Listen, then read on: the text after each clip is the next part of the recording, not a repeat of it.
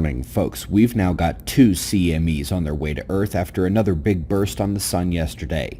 We've got a proton storm, more earthquakes, and a fantastic paper furthering the science of solar-triggered earthquakes.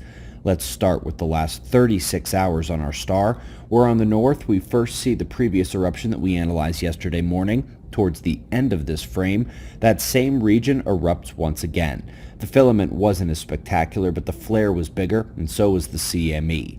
On the X-ray flux chart, we see that yesterday's flare was bigger than the one on the 24th, about twice as powerful. So let's take the same time frame in 131 angstroms so we can see the eruptive activity.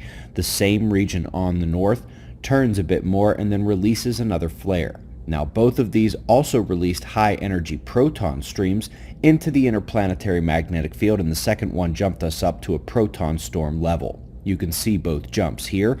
Luckily, it is only a level 1 proton storm event. Not as much to worry about here, but there will be subtle climate forcings from those solar energetic particles at the polar region. Quick look first at the eruption from the 24th. We saw this yesterday, where both the Enlil spiral and the SOHO coronagraph showed the eruption with an Earth-directed component. Now, here's the one from last night. The bigger flare made a wider and faster-moving CME, again with an Earth-directed component. And again, halo signature visible on SOHO, so this one's going to hit Earth as well. NOAA put both CMEs on their Enlil spiral, and while they may have underestimated the density of the first one, they have both of them set to hit tomorrow night, pretty much back-to-back over just a few hours.